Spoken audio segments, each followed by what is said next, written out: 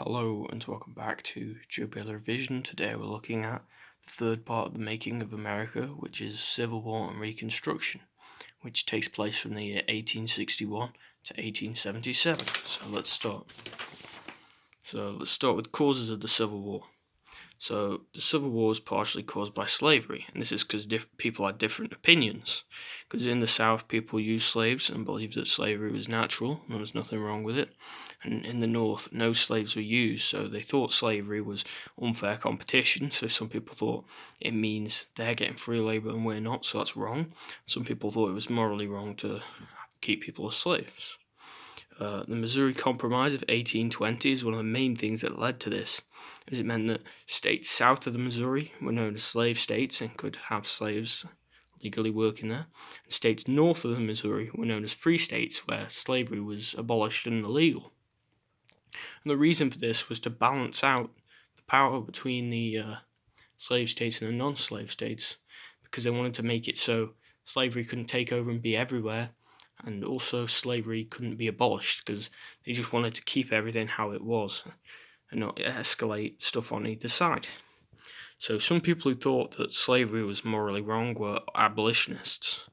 They believed that slavery was against the Constitution, which is a set of laws and rules on which America is founded.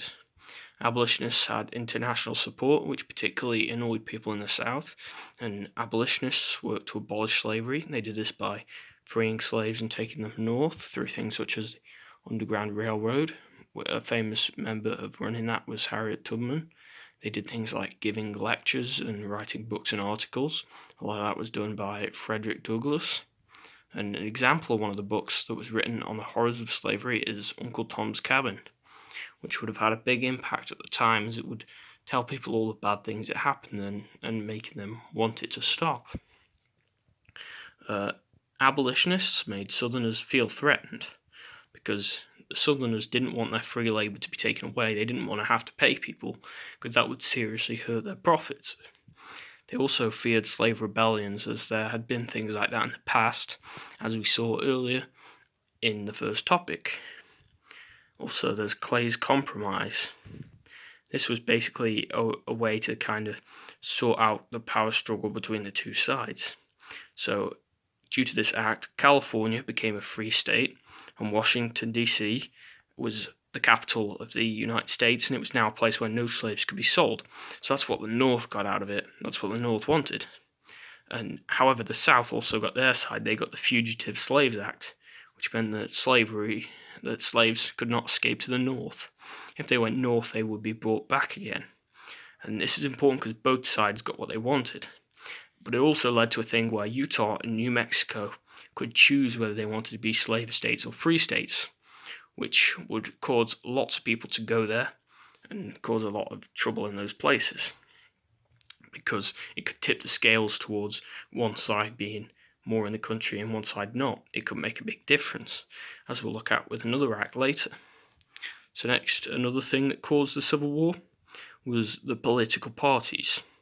So there was two political parties at the time. One of them was new. The Republicans were new. The Democrats were pro-slavery, and they thought that states needed a high power and that not that much stuff should be sorted at national government.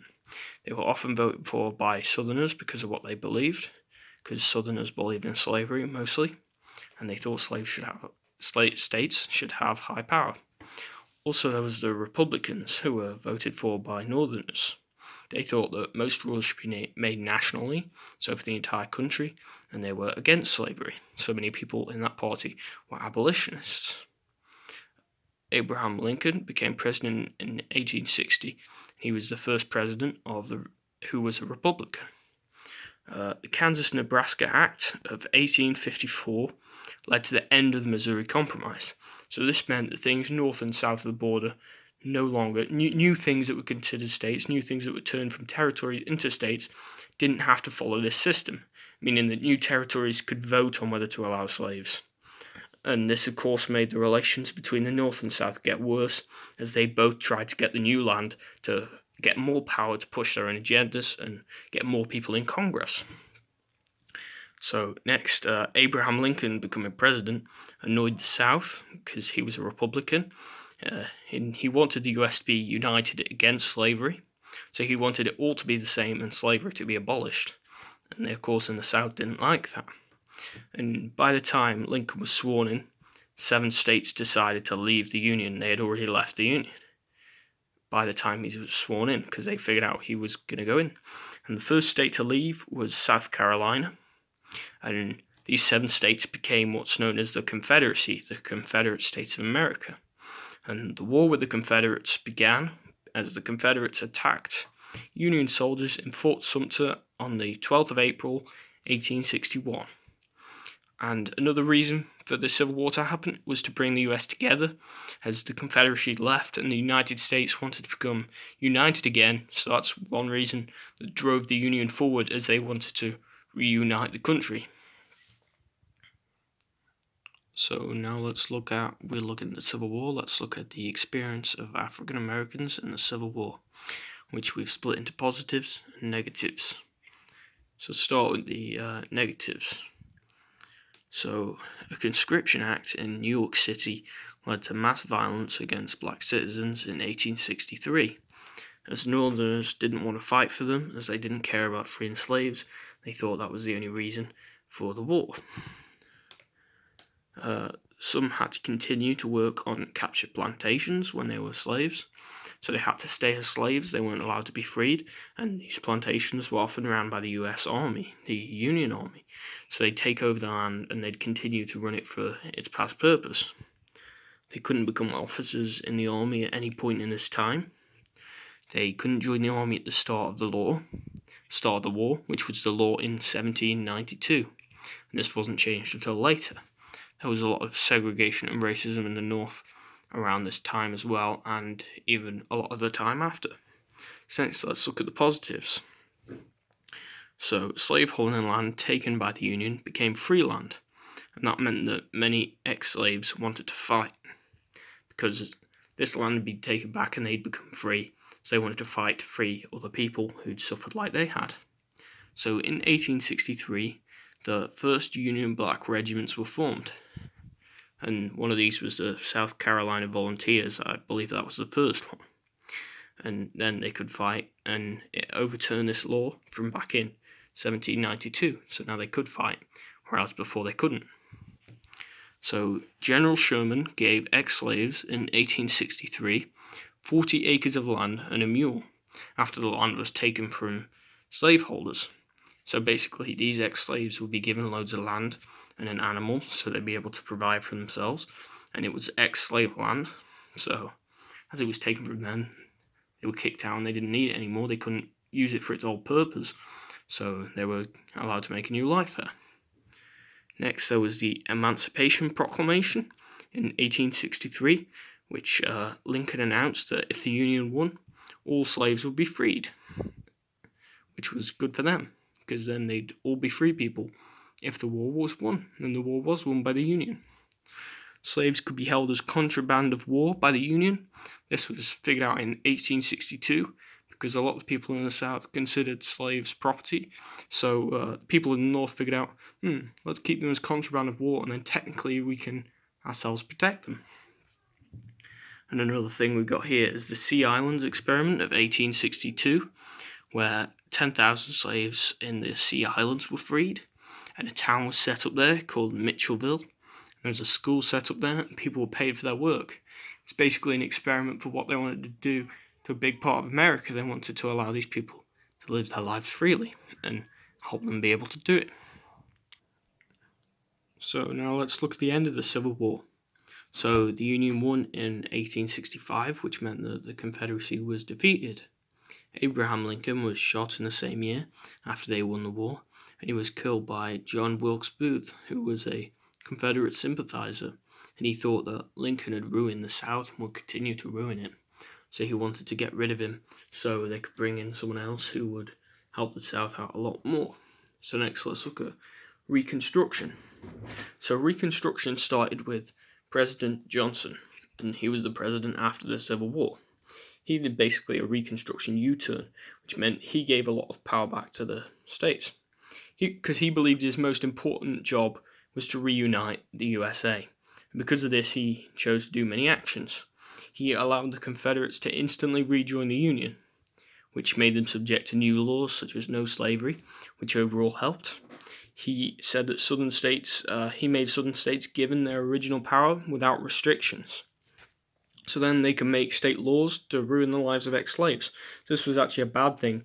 He gave them back their original power, so they didn't lose anything in the war. He returned land given to ex-slaves in the war, and gave it to the people who it originally belonged to often at times, and he gave more powers to states in the South, which removed the consequences of the war. 16,000 soldiers were pardoned in May 1865, as only generals in the Confederate Army were punished, which could be seen as a bad thing because these people weren't being shown that their actions were wrong, they were just being freed and let go. Even though you could say they were just following orders. There's two sides to that. So some of the laws that were made to ruin the lives of ex-slaves were the Black Codes. And these were laws passed in the southern states to restrict African American rights. Some examples of them was no marriage between whites and blacks. Black ownership of weapons was illegal. There was no giving of evidence against white people in trials by African Americans. And in Mississippi, they were not allowed to rent out or own land. So they were all bad things that came due to this extra power being given to the state so they can make their own rules. They made rules out of anger because of the bad things that happened. So next, let's look at radical Reconstruction, which is basically the massive change made by the government to make lives better for African Americans and to change the country and radically rebuild it in a different way. So the 13th Amendment of January 1865 made sure that slavery was abolished, and this was passed by Lincoln. The Civil Rights Bill of March 1866 meant that it is punishable by a fine or prison time to deprive anyone of their rights. So this included people who were originally treated as slaves, so this would help them out a lot, as people who did bad things to them would get imprisoned if they did it after this point. And President Johnson, who was the guy who tried to turn things back, tried to stop this through a presidential veto. However, it was passed by Congress and it ended up happening.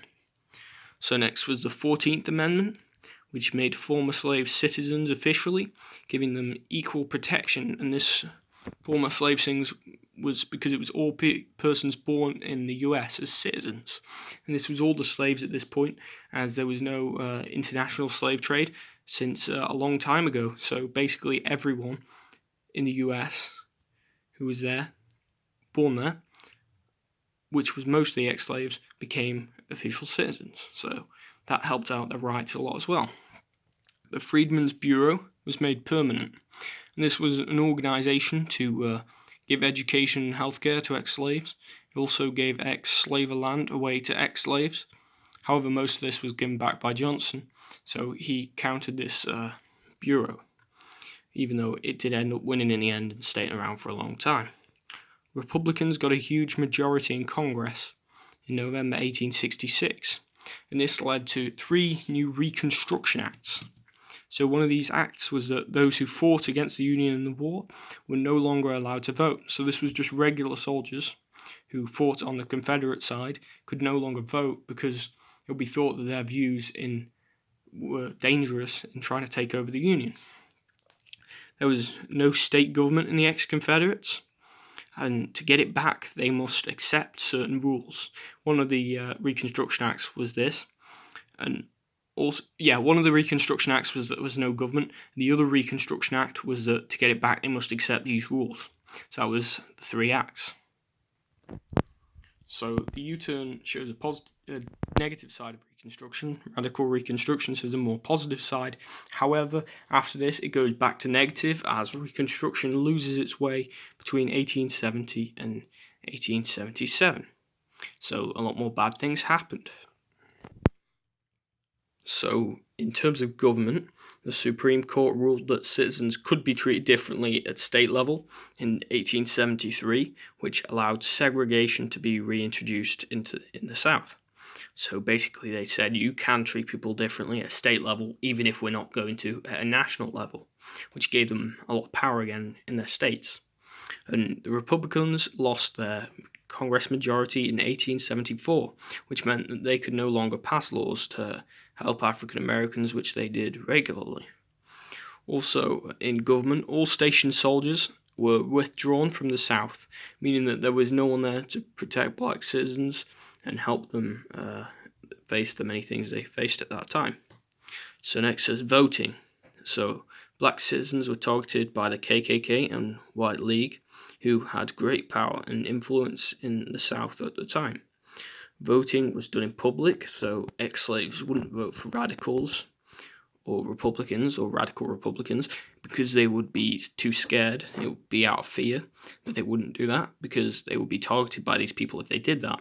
Also, many influential black men were lynched, so they did this sort of to shut down people who would influence other people to go against what they were saying, these organizations.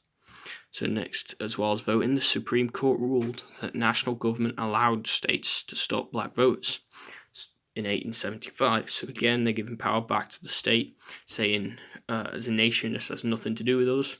It's down to them individually to choose if they want to do this or not. And many Southerners believed that a lot of African Americans couldn't vote right due to being illiterate, as many lacked education. So this also led to them not being able to get a good job or a high status. So because they lacked education, many would be illiterate. And however, this wouldn't really impact their morality and really what they would think and how they would vote, because they'd obviously vote for the things that would help them. But they decided, you know what, they're illiterate, we shouldn't let them vote, because they didn't want them to have the vote, because they didn't want them to make lives better for them, because that's how they thought in the South, because of what they thought before. So next, let's look at money. So the Freedmen's Bureau was shut down in 1872 after being made permanent 10 years earlier. It cut off support for ex-slaves, and it was shut down due to a lack of funds. It didn't have enough money to keep running, which would have a bad impact as these people would no longer be financially supported by the government. Also, in terms of money, many black families were sharecropping, and this meant that they lived on land owned by whites, which they would often have to do because of the black codes because they couldn't own their own land, and they had to give 2/3 of their crops as rent. So instead of paying money for this land, they were giving away most of the stuff they farmed, which would then be sold. So they would barely make enough to survive and not be able to make a profitable business out of it. So that was Reconstruction and the Civil War. Thank you for watching Joe Bailey Revision.